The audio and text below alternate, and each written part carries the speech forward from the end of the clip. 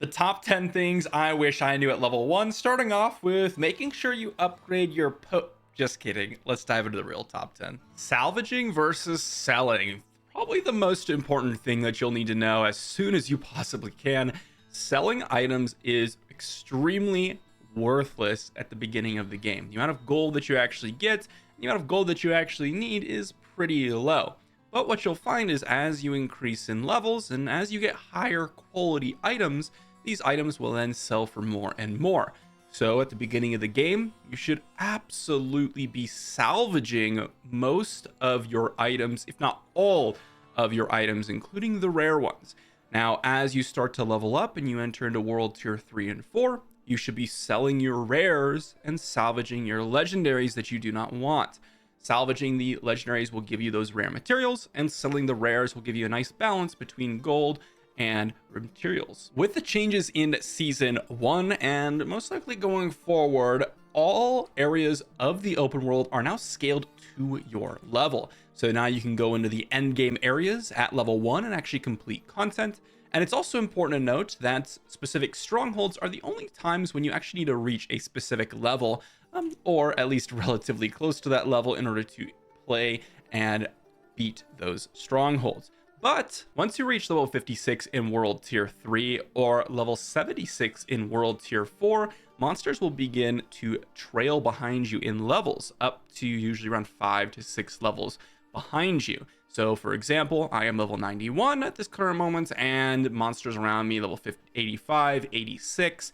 These monsters will give significantly reduced experience, so open world essentially becomes useless at 56 in World Tier 3 and at 76 in World Tier 4. So try to do your open world content beforehand to get maximum rewards. Glyphs are one of the biggest mid to end game power boosts, and particularly getting to those level 15s where you expand the radius, which allows you to incorporate a lot of additional nodes, which boost up the glyph even further, allowing you to get a ton of additional stats for whatever piece or whatever stat that you're looking for.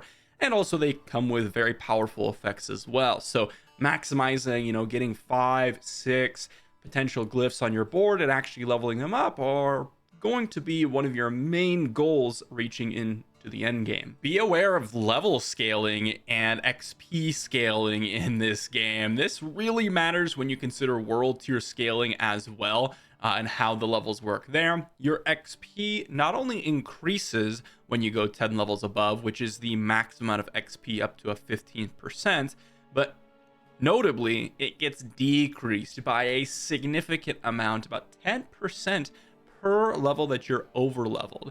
This really leads to massive XP losses, especially if you plan on XP farming in things like the open world or potentially some sort of nightmare dungeon that might be a little bit too low of a level for you. Fortunately or unfortunately, depending on how much you like Helltide zones, they are actually less valuable than they were in the previous season. So the Fiend Rose is one of the only reasons you actually go out of your way to farm Helltide zones, but Fiend Roses are not inherently as important, generally speaking, as Forgotten Souls. Now, Forgotten Souls are actually found by salvaging a lot of your legendary pieces of gear. This is a big bonus with this new season, and they're very common. So because of this, a lot of your options to enchant gear, upgrade gear are much easier and actually don't need Helltide zones at all.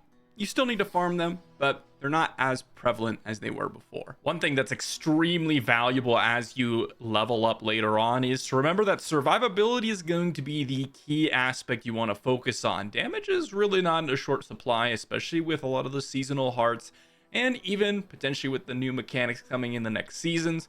But one thing that's always going to be an issue is making sure you're able to survive the content that you're actually playing. So making sure you go through and you have your gear pieces like the pants and the chest piece, really stocked out with those damage reduction as well as total armor stats, is going to be incredibly important to make sure that you're successful in a lot of the things that you want to do. Be sure to pick up any rare item that's according to your level. So if you're in world tier 3, that means sacreds. If you're in world tier 4, that means ancestrals. Those are much more likely to be an upgrade than a legendary item, simply for the fact that not only can they have a lot of the same potential, but they're actually cheaper to enchant and really to kind of reroll and do those types of things with it to upgrade, etc. And so you really want to invest your resources into those because they'll actually use less resources overall and generally will lead to more common upgrades. Unfortunately, most of the uniques that you'll find randomly throughout the game are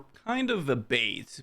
The real reason you want to use a lot of your pieces of gear are for the amazing substats that you'll find on those pieces of gear, particularly the pants as well as the chest piece. And you'll find that a lot of uniques give you some pretty awful stats which completely brick or make the item completely unusable, except for a few cases where the unique is so core to your build that it is necessary. But generally speaking, I would just stick with real solid stats on your item over the unique themselves. The dodge key is actually crazy in this game. Depending on what class you are, you can do some really amazing things and not just dodge damage with it.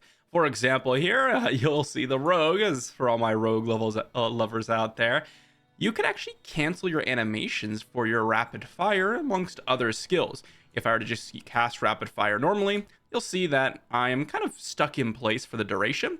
But if I use my dodge key immediately after, you can actually jump out of that animation. Things that might give you additional dodge charges or potentially things that might reset your dodge, really actually amp up your damage as well as your survivability. So keep in mind that it's actually a little bit better than you might think. And the last thing I wish I knew was to not necessarily spam unless you want to actually progress extremely fast. Now, that seems kind of awkward to say, but oftentimes, we'll make these videos and people are always like, oh man, but maybe I don't want to do that, or maybe I don't want to experience the game like that. And that is totally fine. And in fact, spamming can sometimes be a detriment, especially if you're still looking for your renown, or you still need to do some sort of dungeon for a specific piece.